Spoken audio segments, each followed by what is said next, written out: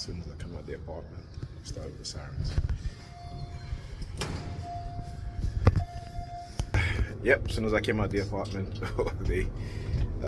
they started with the sirens. They started tracking, and it is what it is. But like I tell them, you can't. I'm not going to be quiet about what it is that you're doing. I'm going to continue to expose you. And a few things I got to talk about. All right. All right. So got in the house, and went to make breakfast, and I saw an envelope. It says the parents of Alyssa. Took a look at it. I've been, her mother have been trying to absolve herself of all responsibility of helping our kids, do their homework and, get involved in their schoolwork to help them, because she's too busy, in her life and wanted to enjoy her life, right? And wanted to have fun and whatever else. Okay? So she's been trying to get my daughter to be diagnosed with special ed or some, special education. And I told her before, I said, listen, these kids need you to be involved in their education, right? To help them with their homework, to help, make sure that they study, which is something that she does not want to do. And she tells me all the time, I have no time for that. I don't have, that's not me, that's you, right? And I'm like, we're not together. When we were together, the kids were doing much, much better, right? I said, we're not together. And on top of that, when COVID hit, because again, she didn't, she still wanted to go out and do whatever she is doing, even though they was telling her, listen, you gotta distance, social distance. She didn't want to do that. Look, the white woman over there, all the way up there, white woman, stand up there waiting. I get to the corner, and she turned around and started walking. Right, so she used to go all the time, come back, get sick. The kids used to get sick. They never got COVID though. At least but they will end up getting sick. I was telling her, listen, you work in a hospital, please, you see patient, they have COVID, you come in the house, take your clothes off, sanitize them. They didn't want to do any of those things. She didn't care, just care about herself and her, what it is that she enjoys, that she wants to do. So, the homeless theme. So one of the reasons why she, I shouldn't say homeless theme, but one of the reasons, again, why she left that there, like I said, a lot of these women, particularly black women, like I said, black men, if you have the opportunity, if you're working, if you're living on your own, and your kids are failing in school because they're living with their mom. Come ahead, whistling. Started whistling back at his ass. Take your kids. Take it. If she does not want to give them to you because of child support, what have you, then do what you need to do.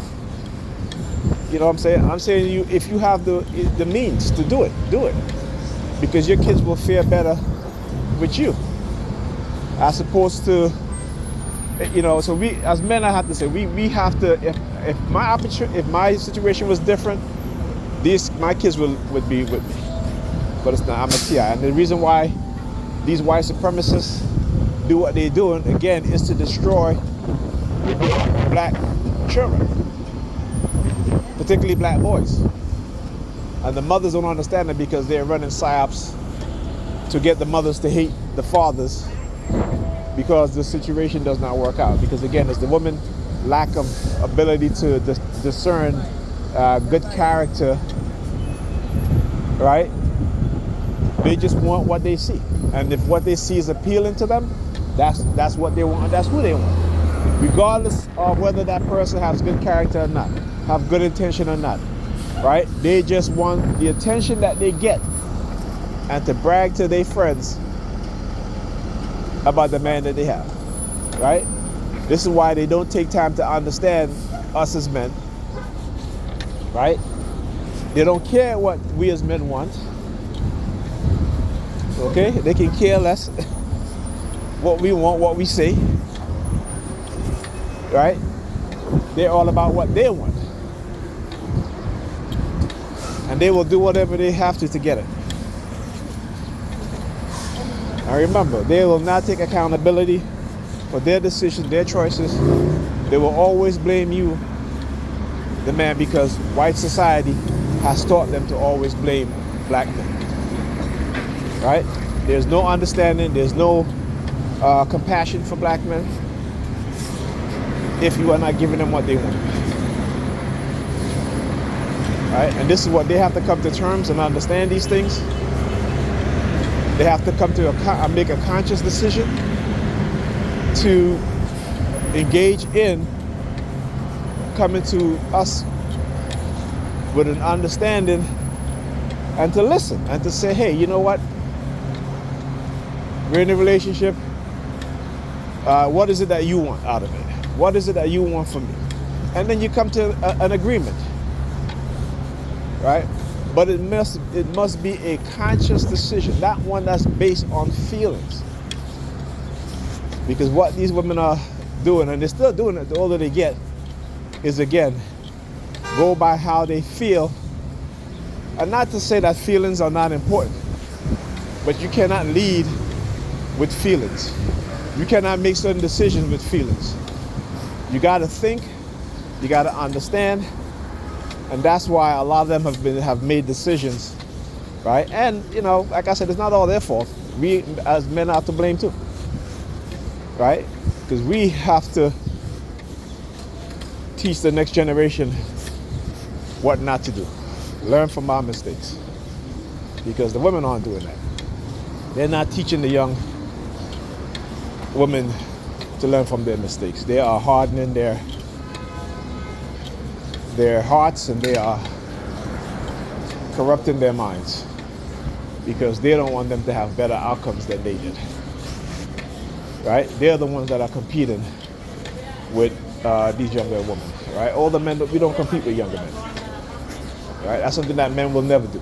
Okay? Except for maybe in the business world. Right? And again, it depends on what type of business it is. But on the social status, we don't compete with younger men. Why? You know what I'm saying? We don't do that. So,